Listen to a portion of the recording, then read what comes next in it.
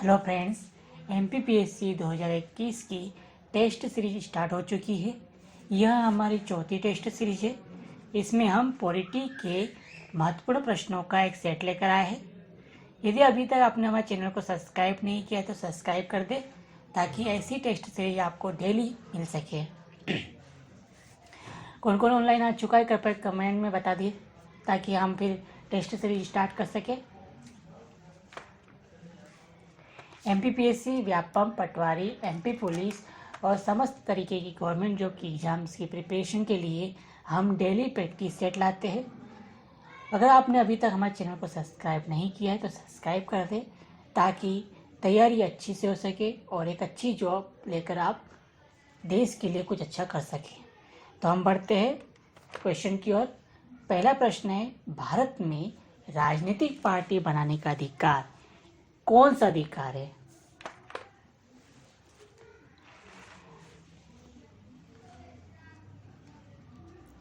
Answer है मौलिक अधिकार। राजनीतिक पार्टी बनाने का अधिकार एक मौलिक अधिकार है। ये अनुच्छेद 19 के सी में संघ बनाने का अधिकार देता है, और संघ से आप एक दल बना सकते हो या राजनीतिक पार्टी बना सकते हो या कोई ग्रुप या ऑर्गेनाइजेशन बनाने का अधिकार देता है, और ये अधिकार मौलिक अधिकार है।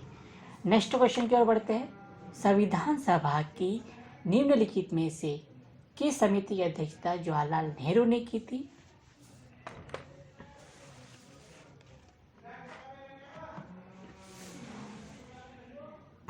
आंसर है संघीय संविधान समिति और संघ शक्ति समिति की अध्यक्षता जवाहरलाल नेहरू ने की थी, जबकि प्रांतीय समिति की अध्यक्षता किसने की थी?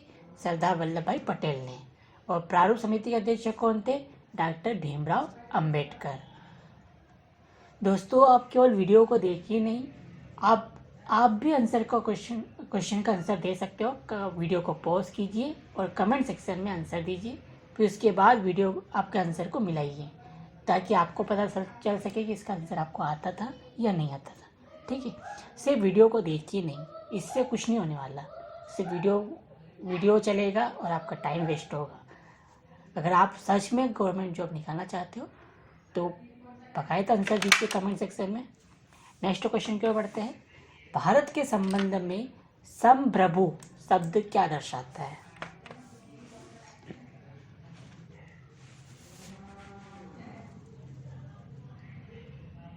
आंसर है सी।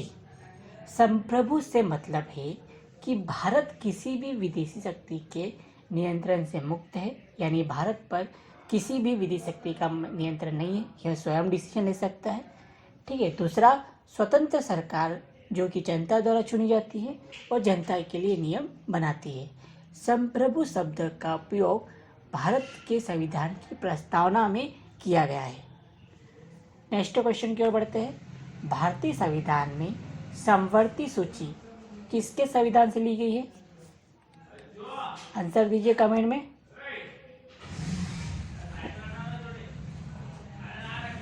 इसका आंसर है ऑस्ट्रेलिया। समवर्ती सूची को हमने ऑस्ट्रेलिया के संविधान से लिया है। नेक्स्ट क्वेश्चन की ओर बढ़ते हैं। भारतीय संविधान के किस अनुच्छेद के तहत लोकसभा में अनुसूचित जातियों और जनजातियों के लिए आरक्षण दिया गया है?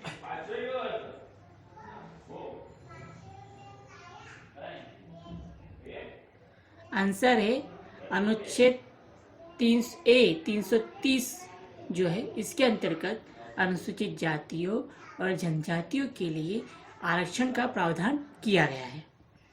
नेक्स्ट क्वेश्चन है, सुप्रीम कोर्ट के जजों की संख्या को कौन बदल सकता है?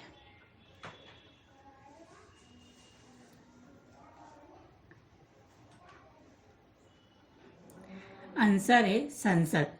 संसद कानून के द्वारा सुप्रीम कोर्ट के जजों की संख्या को बदल सकता है। कमेंट सेक्शन में बताइए कि वर्तमान में सुप्रीम कोर्ट के जजों की संख्या कितनी है, मुख्य न्यायाधीश को मिलाकर। नेक्स्ट क्वेश्चन की ओर बढ़ते हैं।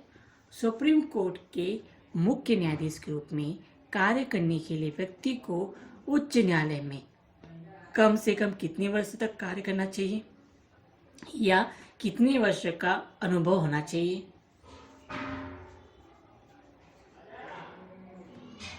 आंसर है 10 वर्ष का। नेक्स्ट क्वेश्चन है, दिल्ली को राष्ट्रीय राजधानी संविधान के किस संशोधन से बनाया गया?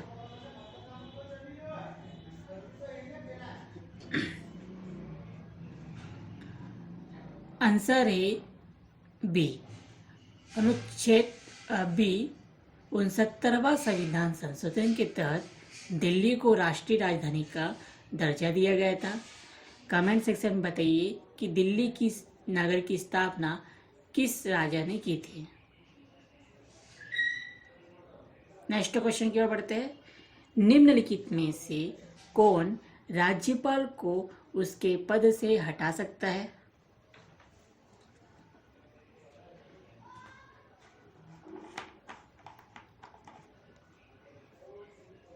आंसर है राष्ट्रपति। राष्ट्रपति को यह शक्ति दी गई है कि वो राज्यपाल को अपने पद से हटा सकता है। राज्यपाल जो होता है राष्ट्रपति के प्रसाद पर्यंत तक रहता है, यानी राष्ट्रपति की मर्जी होगी तब तक इसको राज्यपाल अपने पद पर रहेगा, और राष्ट्रपति कभी भी मंत्रिमंडल की सहमति के बाद, ठीक है, हटा सकता है। कमेंट सेक्शन में बताइए कि राष्ट्रपति बनने के लिए न्यूनतम आयु सीमा क्या होनी चाहिए? तो उसका आंसर है 35 वर्ष।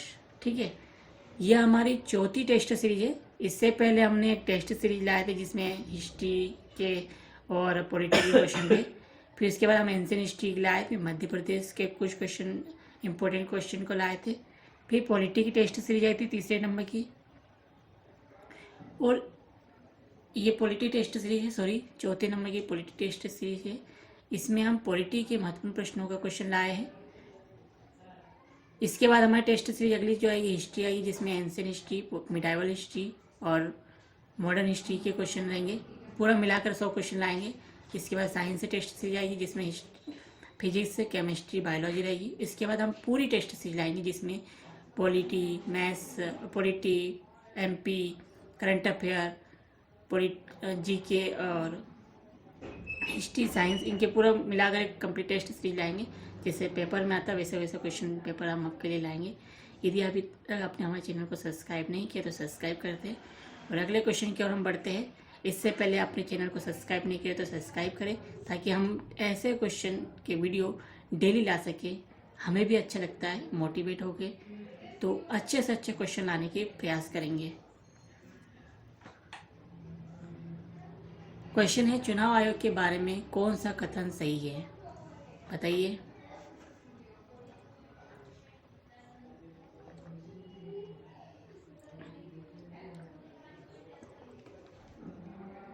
आंसर है चुनाव आयोग, इसमें 6 साल का कार्यकाल रखने वाले सदस्यों का समावेश होता है चुनाव आयोग में। नेक्स्ट क्वेश्चन की ओर बढ़ते हैं। निम्नलिखित में से कौन सा विषय 7वीं अनुसूची की समवर्ती सूची में है?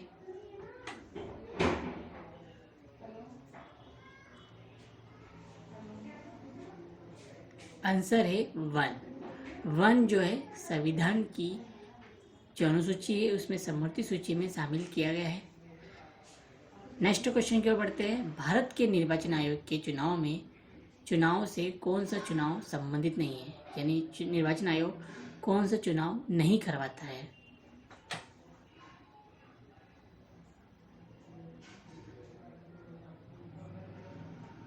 तो आंसर है राज्य की पंचायतें और नगर पालिकाएं। राज्य की पंचायतें और नगर पालिकाओं का चुनाव राज्य के निर्वाचन आयोग को दिया गया है, जबकि केंद्रीय निर्वाचन आयोग राष्ट्रपति, उपराष्ट्रपति, लोकसभा, राज्यसभा के चुनाव को संपन्न करवाता है। ठीक, और मुख्यमंत्री के चुनाव, जो राज्य के जो मुख्यमंत्री होते हैं इनका चुनाव भी, विधानसभा के जो चुनाव होते हैं और विधान परिषद के चुनाव निर्वाचन आयोग करवाता है, जबकि जो पंचायतें और नगर पालिका का चुनाव जो होता है वो राज्य की निर्वाचन आयोग करवाती है। नेक्स्ट क्वेश्चन की ओर बढ़ते हैं। संविधान का अनुच्छेद 123 किससे संबंधित है?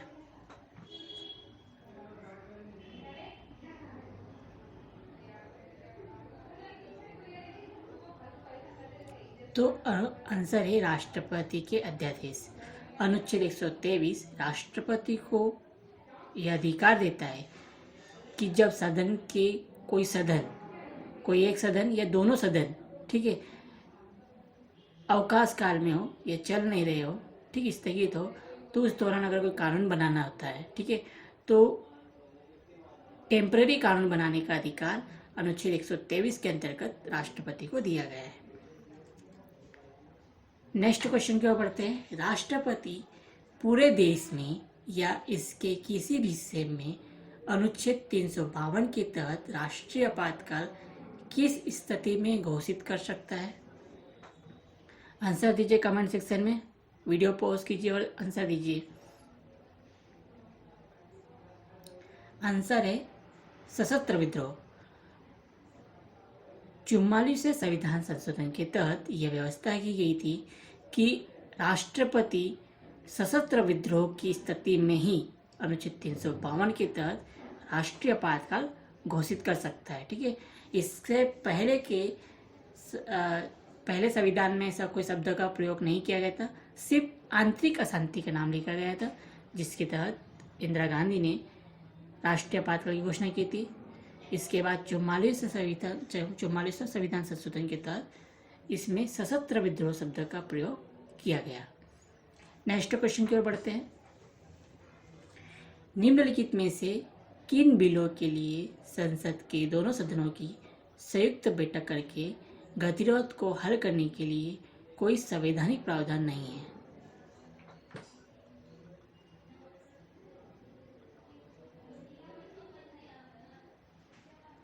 तो आंसर है डी। देखिए, धन विधेयक और संविधान संशोधन जो विधेयक होता है, इसको अलग अलग सदन से पास करना अनिवार्य होता है। जैसे धन विधेयक के बारे में बात करूँ तो धन विधेयक में तो लोकसभा के पास ही पावर होती है, राज्यसभा तो इसको न तो रख सकती है न इसको कैंसिल कर सकती है। सिर्फ इसमें संशोधन करने का विचार दे सकती है, परंतु संशोधन करना न करना ये लोकसभा पर होती है, ठीक है। लोकसभा के पास अधिकार होता है। और संविधान संशोधन जो होता है विधेयक, ये लोकसभा से भी पारित होगा और राज्यसभा से भी अलग अलग रूप में पारित करना अनिवार्य है, ठीक है। इसमें संयुक्त बैठक की कोई व्यवस्था नहीं की गई। सिर्फ साधारण विधेयक जो होते हैं उनमें ही संयुक्त बैठक करने की व्यवस्था की गई है। नेक्स्ट क्वेश्चन की ओर बढ़ते हैं। प्रधानमंत्री कार्यालय के बारे में कौन सा कथन असत्य है?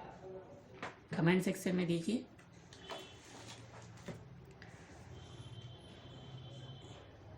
आंसर है यह संवैधानिक संस्था है। जो प्रधानमंत्री का कार्यालय है यह एक संवैधानिक संस्था है। नेक्स्ट क्वेश्चन है, निम्नलिखित में से संविधान का कौन सा भाग संशोधित नहीं किया जा सकता है? आंसर देने से पहले 4 ऑप्शन जो दिए गए उनको पूरे पढ़े, उसके बाद आंसर दें। हो सकता है कि निचला जो ऑप्शन है वो सही हो। कभी भी सिर्फ ऊपर का एक ऑप्शन देख लिया और आंसर दे दिया, ऐसा मत कीजिए, अक्सर गलतियां होती है। इसका आंसर है न्यायिक समीक्षा। न्यायिक समीक्षा को संशोधित नहीं किया जा सकता है, जबकि मौलिक अधिकार, नीति निर्देश हस्तांतर और प्रस्तावना में संशोधन की व्यवस्था है, पर न्यायिक समीक्षा को संशोधित नहीं किया जा सकता है। नेक्स्ट क्वेश्चन की ओर पढ़ते हैं। भारतीय संविधान में संशोधन का प्रस्ताव किस देश के संविधान से लिया गया है?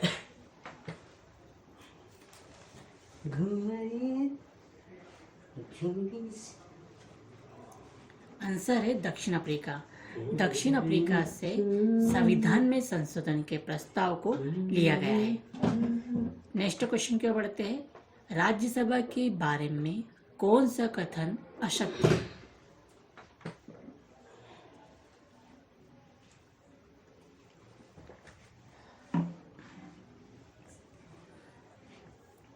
ए ऑप्शन गलत है, क्योंकि राज्यसभा में 12 सदस्यों को मनोनीत करने का अधिकार राष्ट्रपति के पास होता है और राज्यसभा के 1/3 सदस्य हर 2 वर्ष में सेवानिवृत्त होते हैं।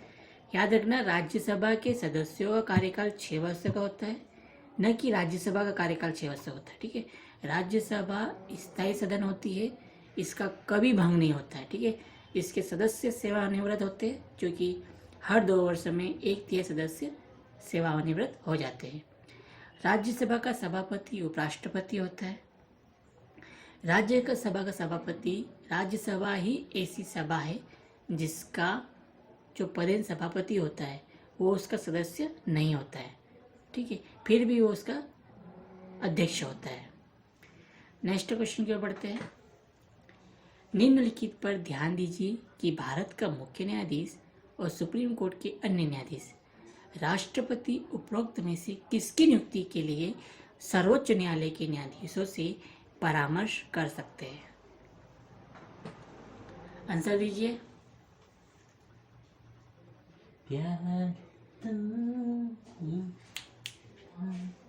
आंसर है सी।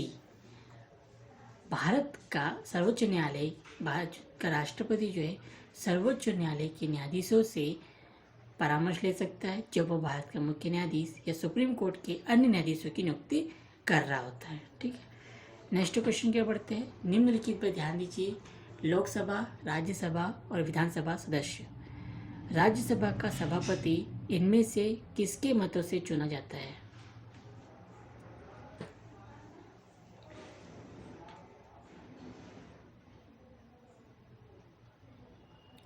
आंसर है बी।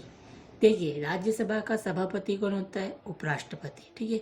तो उपराष्ट्रपति के चुनाव में लोकसभा और राज्यसभा के सदस्यों के द्वारा चुना जाता है, जबकि राष्ट्रपति की बात की जाए तो लोकसभा, राज्यसभा और विधानसभा के निर्वाचित सदस्यों के द्वारा निर्वाचन होता है। किसका? राष्ट्रपति का। और उपराष्ट्रपति का सिर्फ लोकसभा और राज्यसभा के सदस्यों के द्वारा चुनाव होता है। नेक्स्ट क्वेश्चन क्या बढ़ते हैं। अपस्पा कानून पहली बार कहाँ लगाया गया? यह एक सैन्य से रिलेटेड कानून होता है। बताइए कमेंट सेक्शन में जल्दी से जल्दी। इसका आंसर है 7 पूर्वोत्तर राज्य, जो कि अरुणाचल प्रदेश, असम, मणिपुर, मेघालय, मिजोरम, नागालैंड और त्रिपुरा में अपस्पा को पहली बार लगाया गया था। नेक्स्ट क्वेश्चन क्या बढ़ते हैं। संविधान की 8वीं अनुसूची में वर्तमान में कितनी भाषाएं?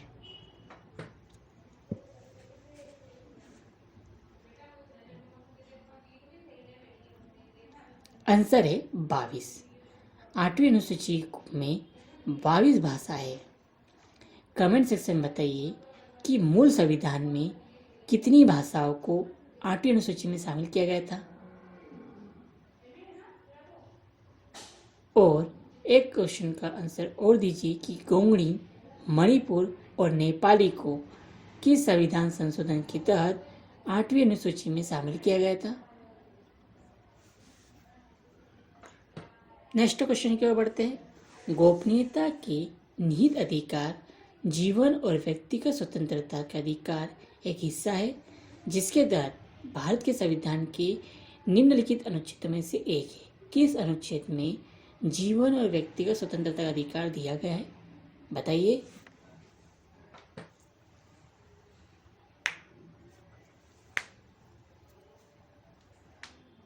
आंसर है अनुच्छेद 21। अनुच्छेद 21 जीवन और स्वतंत्रता के अधिकार से संबंधित है। अधिकारों की बात आई है तो यह बताइए कि संविधान के किस भाग में मौलिक अधिकारों के बारे में वर्णन किया गया है? ऑप्शन है भाग 1, भाग 2, भाग 3, भाग 4। कमेंट सेक्शन में आंसर दीजिए।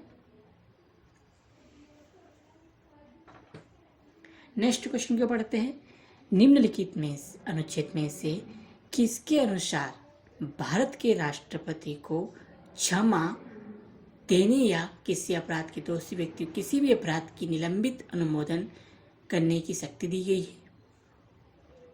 यानी क्षमा देने की जो शक्ति राष्ट्रपति के पास होती है वो किस अनुच्छेद के अंतर्गत दी गई है? अनुच्छेद 72। यहाँ पर ये 70 गलत है। अनुच्छेद 72 राष्ट्रपति को क्षमा देने का अधिकार देता है। अनुच्छेद 52 के अंतर्गत राष्ट्रपति के पद का वर्णन किया गया है। नेक्स्ट क्वेश्चन की ओर बढ़ते हैं। 14 सितंबर 1949 देश के संविधान निर्माताओं ने हिंदी को किसकी स्थिति प्रदान करने का फैसला किया? बताइए।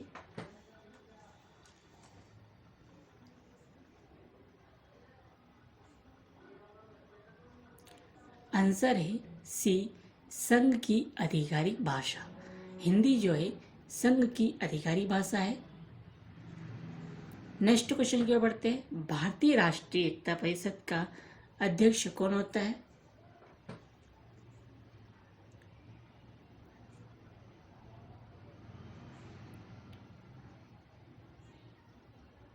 आंसर है ए, प्रधानमंत्री।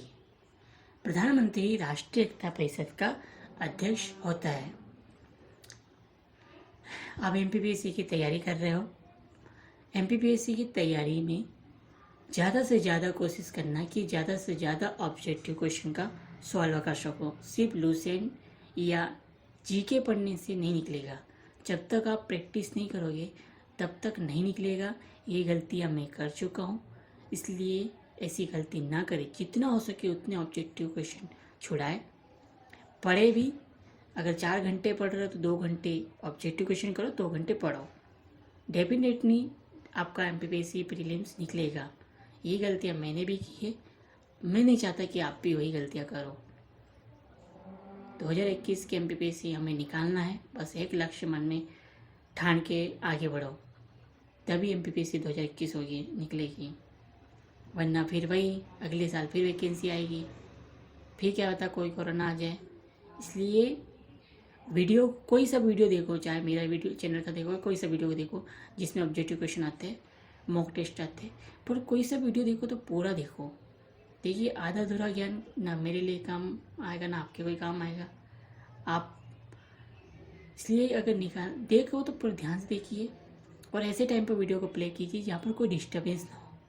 जो उस टाइम पर वो पूरे प्यार से, पूरे ध्यान से देखिए, और एक कॉपी पेन लीजिए और हर क्वेश्चन का आंसर पर टिक करते जाइए, और ये देखिए कि आप कितने क्वेश्चन के आंसर सही दे रहे हो।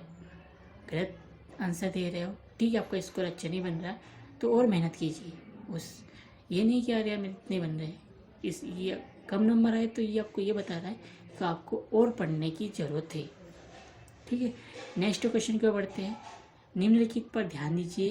प्रस्तावना, मौलिक अधिकार और मौलिक कर्तव्य और राज्य के नीति सिद्धांत में लैंगिक समानता सिद्धांत इनमें से किस में है? बताइए।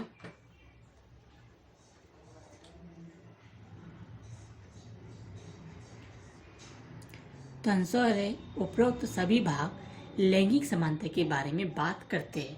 संविधान न केवल महिलाओं को समानता की गारंटी देता है, बल्कि राज्य में, जैसे अपन देखेंगे, राज्य की नीति निषेध सिद्धांतों में भी इसके वर्णन किया गया है, मौलिक कर्तव्यों में भी इसका वर्णन है।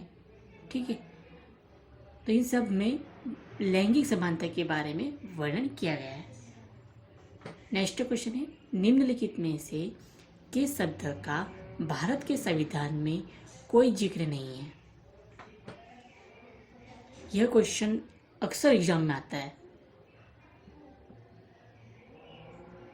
आंसर है बजट।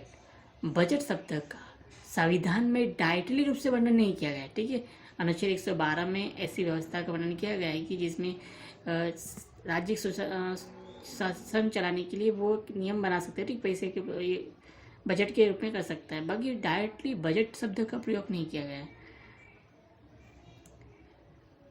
112 के तहत। ठीक है, हो सकता है, हाँ, अनुच्छेद 112। नेक्स्ट क्वेश्चन की ओर बढ़ते हैं। निम्नलिखित में से कौन सी समिति त्रिस्तरीय पंचायती राज प्रणाली की सिफारिश करने के लिए जानी जाती है?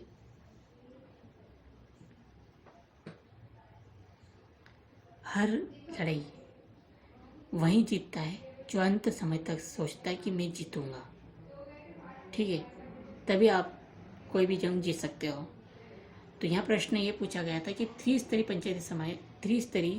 पंचायती राज प्रणाली की सिफारिश बलवंत राय मेहता समिति ने की थी, जिसके अंतर्गत उन्होंने बताया था कि जिला स्तर पर, ब्लॉक स्तर पर और ग्राम स्तर पर, ठीक है, इनको चलाने के लिए व्यवस्था होनी चाहिए। जिला परिषद पर जिला स्तर पर जिला परिषद, ठीक ठीक है। ब्लॉक स्तर पर तहसील और ग्राम स्तर पर देखा जाए तो ग्राम पंचायत होनी चाहिए। नेक्स्ट क्वेश्चन की ओर बढ़ते हैं। निम्नलिखित कर्तव्यों पर ध्यान दीजिए और ये बताइए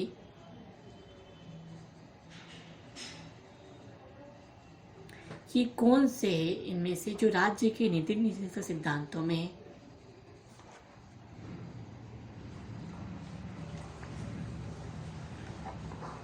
आंसर है सी। ये चारों जो उपरोक्त है वो सभी के सभी राज्य के नीति निर्देशक सिद्धांतों में है। अनुच्छेद 43 का ये बोलता है उपक्रमों के प्रबंधन में श्रमिकों की भागीदारी के लिए कानून बनाना। अनुच्छेद 46 बोलता है अल्पसंख्यकों की सुरक्षा। अनुच्छेद 48 का ए बोलता है पर्यावरण की सुरक्षा और अनुच्छेद 44 बोलता है समान नागरिक संहिता। नेक्स्ट क्वेश्चन की ओर बढ़ते हैं। संविधान सभा के सदस्यों को विभिन्न प्रांतों के विधानमंडल द्वारा निर्वाचित किया गया था और रियासतों के शासकों द्वारा मनोनीत किया गया था। संविधान सभा के सदस्यों को सीधे क्यों नहीं चुना गया था?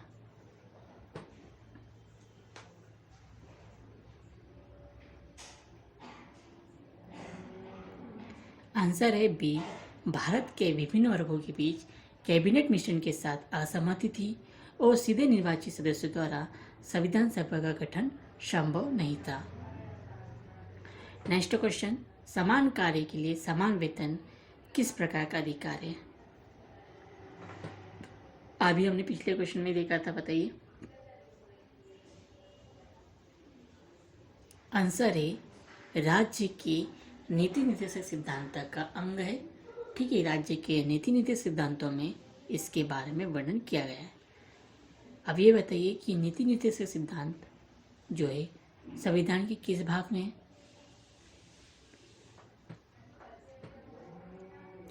उसका आंसर होगा अनुच्छेद संविधान के भाग 4 में नीति निर्देशक सिद्धांतों के बारे में वर्णन किया गया है। ठीक है, और कौन कौन सा आर्टिकल है? तो आर्टिकल 36 से 51 तक नीति निर्देशक सिद्धांतों के बारे में वर्णन किया गया है। ठीक है, यह क्वेश्चन है कि निम्नलिखित में से किस एक की अध्यक्षता ऐसे व्यक्ति द्वारा होती है जो कि उसका सदस्य नहीं होता है? बताइए। इसके बारे में डिस्कशन हमने पिछले क्वेश्चन में किया था, कुछ क्वेश्चन पहले। आंसर है राज्यसभा। ठीक है, राज्यसभा का जो सभापति होता है कौन होता है? राष्ट्रपति होता है। वो ऐसा सदस्य अध्यक्ष होता है जो उसका सदस्य होता ही नहीं है। ठीक है, ये राज्यसभा में होता है। अब हम बढ़ते हैं नेक्स्ट क्वेश्चन की ओर कि भारत एक कल्याणकारी राज्य है, यह कहाँ से पता लगता है? यह एक कल्याणकारी राज्य की स्थापना करने के लिए उसका वर्णन किया गया है। ठीक है, संविधान में जोड़ा गया है। आंसर है नीति निर्देशक तत्वों में से हमको पता चलता है कि भारत एक कल्याणकारी राज्य होगा। ठीक है, या इस कल्याणकारी राज्य की स्थापना के लिए इनका वर्णन किया गया है। ठीक है, नेक्स्ट क्वेश्चन की ओर बढ़ते हैं। निम्नलिखित में से कौन भारत के राष्ट्रपति की इच्छा तक ही अपने पद पर रह सकता है? बताइए। देखिए, बहुत सारे लोग हमारे वीडियो को डिसलाइक भी करते हैं, लाइक भी करते हैं। जिसको जैसे समझ में आता है वो वैसा करता है, हो जाती है अगर। ठीक है, जिसको नहीं समझ में आ रहा वो डिसलाइक करेगा, आगे बढ़ जाएगा। और जिसको करना है ना, जिसको मेहनत करनी है ना, वो पूरा देखता है। ठीक है, तो इसका आंसर है राज्यपाल। राज्यपाल जो है राष्ट्रपति के प्रसाद पर्यंत तक ही अपने पद पर रह सकता है।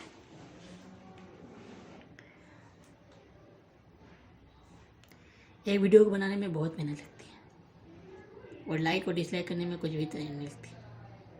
ठीक है, कर दो डिसलाइक करना हो तो कोई बात नहीं, पर अगर आप इससे आपको कुछ मिलता हो तो कर दो। नेक्स्ट क्वेश्चन की ओर बढ़ते हैं। नियंत्रक एवं महालेखा परीक्षक का कार्यकाल कितना होता है? आंसर दीजिए।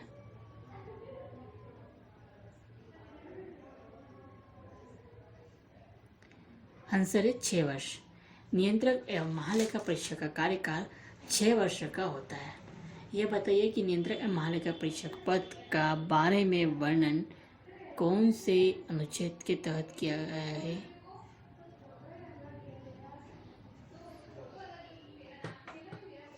नेक्स्ट क्वेश्चन क्या पढ़ते हैं? निम्नलिखित में से कौन संसद के दोनों सदनों में बोलने या अन्य कार्यवाहियों में भाग लेने का अधिकार रखता है परंतु वोट डालने का अधिकार नहीं है उसको? ठीक है, मतलब कोई कानून बनेगा तो उसमें मत देने का अधिकार नहीं है परंतु भाग लेता है। वो दोनों सदन में भी ले सकता है, राज्य की विधानसभा में भी जा सकता है, और केंद्र के बारे में वर्णन रखना है तो, केंद्र के बारे में मत रखना हो तो। यह है भारत की अटॉर्नी जनरल, यानी भारत का जो महान्यायवादी होता है, जिसे अनुच्छेद 76 के तहत स्थापना की गई इस पद के बारे में। ठीक है, ये दोनों सदन में बोल सकता है, कार्रवाई में भाग लेने का अधिकार है परंतु इसे वोट डालने का अधिकार नहीं होता है उन कानूनों पे। ठीक है, बाकी जो चुनाव होते हैं उसमें तो वोट डालने का अधिकार रहता है, बाकी वो जो संसद में जो कानून बनता है जो, तो उस पर जो मत डालते हैं, ठीक है, तो उसमें उसका अधिकार नहीं होता। नेक्स्ट क्वेश्चन की ओर बढ़ते हैं। निम्न में से कौन सा कथन सत्य नहीं है? क्वेश्चन को और उसके ऑप्शन को बड़े ध्यान से पढ़ना, बहुत छोटी सी चीज़ रहती है। हमको लगता है कि यार ऊपर ऊपर से पढ़े 26 नवंबर 1949, हाँ भाई बना था डायरेक्ट ऐसे। कभी कभी हमने जल्दीबाजी में क्वेश्चन का ऑब्जेक्ट पूरी तरह से पढ़ ही नहीं पाते हैं और भी गलती कर देते हैं। देखिए ऑप्शन ए जो था वही गलत था, जबकि यहाँ क्या लिखा था भारतीय संविधान के लागू होने की तिथि 26 नवंबर 1949 है, जबकि ऐसा नहीं है, लागू नहीं हुआ था, लागू हुआ था 26 जनवरी 1950 को। ठीक है, पारित हुआ था 26 नवंबर 1950 को, लागू नहीं हुआ था। जबकि धर्मनिरपेक्ष शब्दों को 42वें संविधान संशोधन के तहत जोड़ा गया था। 42वां संविधान संशोधन 1974 में हुआ था। इसमें हमने सामाजिक, आर्थिक और राजनीतिक न्याय को रूसी क्रांति से लिया था। ठीक है, 42वां संविधान संशोधन जो होता, इसी को मिनी संविधान कहा जाता है क्योंकि इसमें बहुत सारे संशोधन हुए थे। ठीक है, पूरा संविधान में बहुत कुछ चेंजेस कर दिया गया था। नेक्स्ट क्वेश्चन की ओर बढ़ते हैं। भारतीय संविधान में सामाजिक समता का क्या अर्थ है?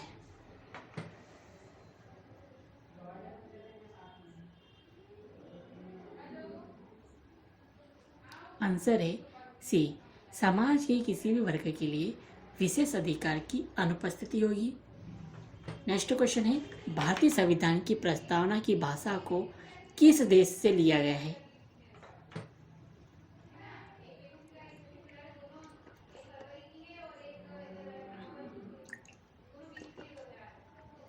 जिन्होंने चैनल को सब्सक्राइब नहीं किया है कर दो यार भाई। आंसर है सी, ऑस्ट्रेलिया। नेक्स्ट क्वेश्चन की ओर बढ़ते हैं। भारत के संविधान में मूल कर्तव्यों को किस देश के संविधान से लिया गया है?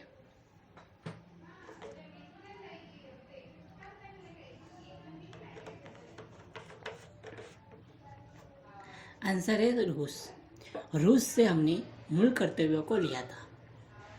मूल कर्तव्यों के बारे में अनुच्छेद 51 का क, 51 का ए में मूल कर्तव्यों के बारे में बताया गया है और यह संविधान के भाग 4 का क, 4 का ए में मूल कर्तव्य के बारे में वर्णन किया गया है। ठीक है, और इसे हमने रूस से लिया था।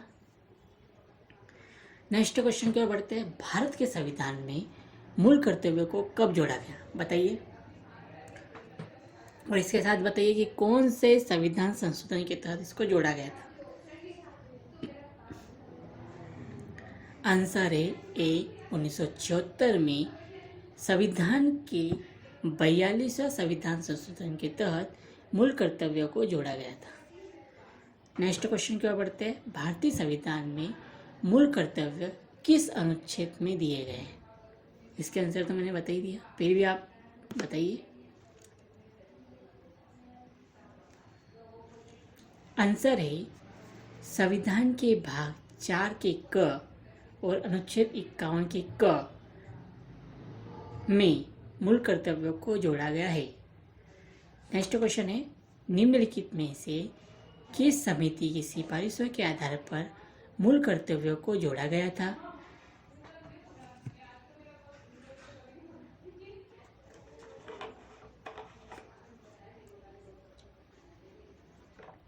आंसर है डी, स्वर्ण सिंह समिति। स्वर्ण सिंह समिति की सिफारिशों के आधार पर मूल कर्तव्यों को जोड़ा गया था। नेक्स्ट क्वेश्चन की ओर बढ़ते हैं। 6 से 14 वर्ष के बच्चों को अनिवार्य शिक्षा दिलाने वाला संविधान संशोधन अधिनियम कौन सा था?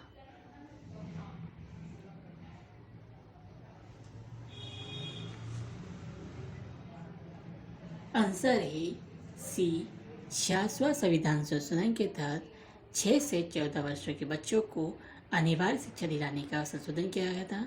इसे मूल अधिकार में जोड़ा गया था। ठीक है, कि 6 से 14 वर्ष के बच्चों को अनिवार्य शिक्षा दी जाएगी। नेक्स्ट क्वेश्चन की ओर बढ़ते हैं। संविधान के किस भाग को भारत का मैग्ना कार्टा कहा जाता है?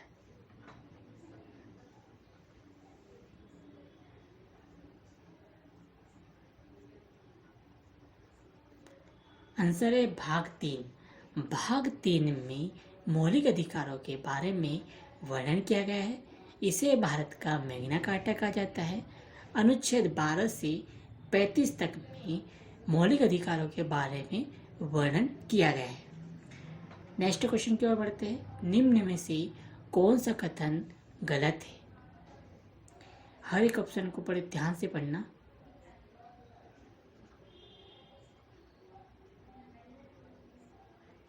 आंसर है बी, संपत्ति का अधिकार अब मात्र एक नैतिक अधिकार रह गया है।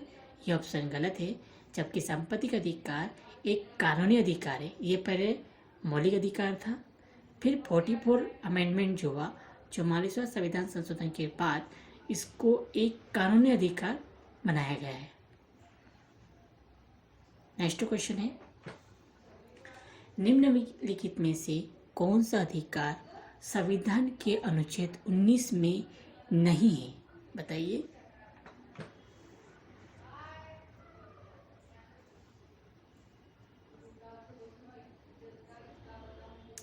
आंसर है डी, उपाधियों का अंत अनुच्छेद 19 में नहीं है, जबकि यह 18 में।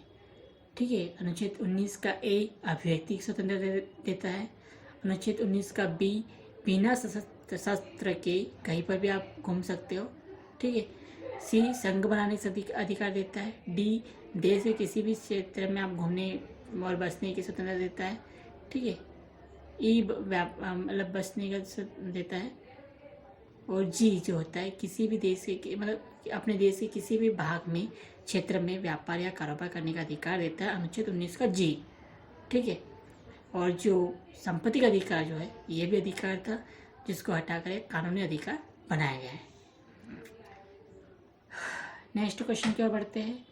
निम्नलिखित में से कौन से मूल अधिकार राष्ट्रीय आपातकाल के दौरान स्वतः समाप्त नहीं होते हैं?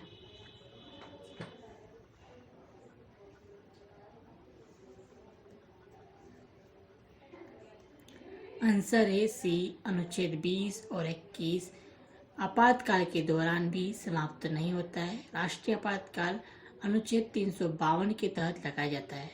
ठीक है, नेक्स्ट क्वेश्चन की ओर बढ़ते हैं। अनुच्छेद 25 का संबंध किससे है?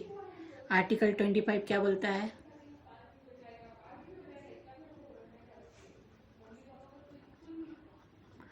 तो आर्टिकल 25 धर्म की वृद्धि के लिए प्रयास की स्वतंत्रता से संबंधित है। ठीक है, नेक्स्ट क्वेश्चन की ओर बढ़ते हैं। निम्नलिखित में से किसे मिनी संविधान कहा जाता है?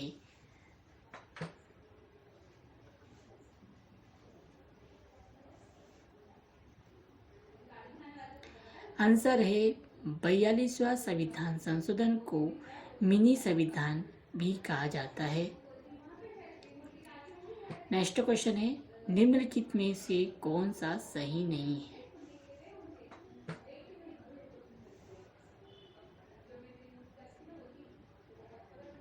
ध्यान से एक एक ऑप्शन को पढ़िए। आंसर है बी। देखो, शोषण के विरुद्ध अधिकार अनुच्छेद 3 से 24 में 23 से 24 में किया गया है। ठीक है, तो ये ऑप्शन सही होता अगर यहाँ 23 से 24 होता, जबकि यह गलत है, 20 से 22 में नहीं है। समानता अधिकार अनुच्छेद 14 से 18 में किया गया है। धार्मिक स्वतंत्रता अधिकार अनुच्छेद 25 से 28 में, और संस्कृति और शिक्षा का अधिकार अनुच्छेद 19 से 30 में किया गया है। ठीक है, नेक्स्ट क्वेश्चन की ओर बढ़ते हैं। निम्नलिखित में से कौन सा सुमेलित नहीं है? ध्यान से एक एक चीज को मेमोरी से रिलेट करके पढ़िए, आप आंसर तक जरूर पहुंचोगे। आंसर है भाग 3।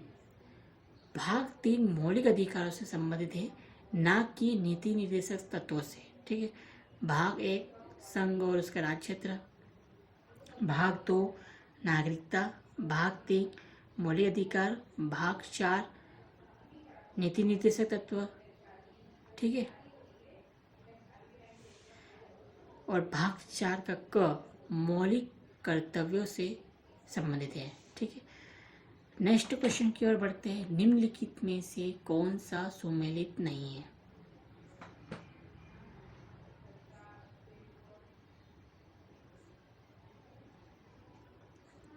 आंसर है ए, अनुच्छेद 312 लोक सेवा आयोग के कार्यों के बारे में नहीं बताता है। ठीक है, ये ऑप्शन गलत है, जबकि सही बाकी 3 ऑप्शन सही है कि अनुच्छेद 110 धन विधेयक की परिभाषा देता है, अनुच्छेद 112 बजट के बारे में बताता है, अनुच्छेद 51 का ये मौलिक कर्तव्यों के बारे में वर्णन करता है। मौलिक कर्तव्यों को सरदार स्वर्ण सिंह समिति की सिफारिशों के आधार पर जोड़ा गया था। नेक्स्ट क्वेश्चन की ओर बढ़ते हैं। भारत के संविधान में समवर्ती सूची का विचार कहाँ से लिया गया है?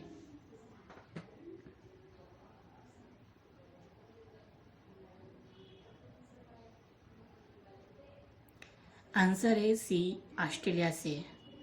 ऑस्ट्रेलिया के संविधान से हमने समवर्ती सूची का प्रावधान लिया है। नेक्स्ट क्वेश्चन की ओर बढ़ते हैं। 7वीं अनुसूची का संबंध किससे है?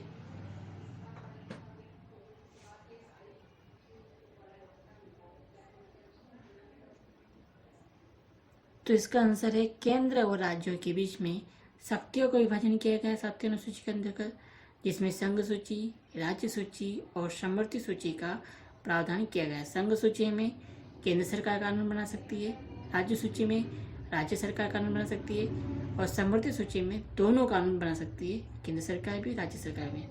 अगर राज्य सरकार कानून बनाती है तो राज्य सरकार कानून लागू हो जाएगा, और इस दौरान अगर केंद्र सरकार कानून बना देती है तो राज्य सरकार कानून लागू हो जाएगा और केंद्र सरकार कानून लागू हो जाएगा। नेक्स्ट क्वेश्चन की ओर बढ़ते हैं। राज्य विधानसभा में सदस्यों की अधिकतम संख्या कितनी रह सकती है?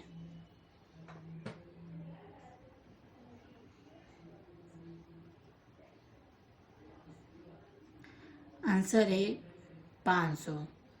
राज्य विधानसभा में सदस्यों की अधिकतम संख्या 500 हो सकती है। नेक्स्ट क्वेश्चन की ओर बढ़ते हैं। राज्य विधान परिषद का सदस्य बनने के लिए न्यूनतम उम्र कितनी होनी चाहिए?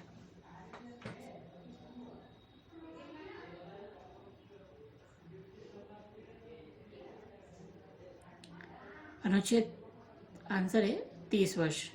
राज्य विधान परिषद का सदस्य बनने के लिए 30 वर्ष की न्यूनतम आयु होनी चाहिए।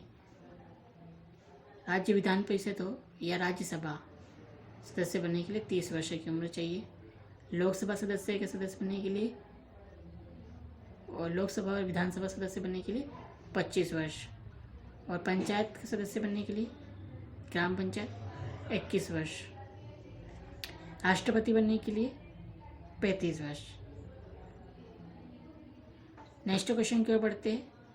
10वीं अनुसूची के तहत किसी भी विधानसभा सदस्य को निरस्त करने का फैसला कौन ले सकता है?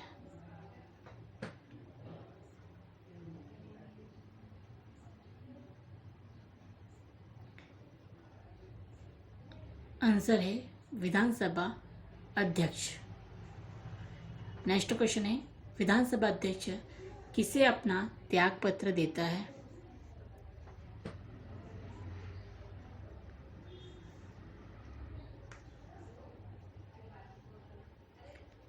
आंसर है उपाध्यक्ष को। ये टेस्ट सीरीज यहीं पर ख़त्म करते हैं।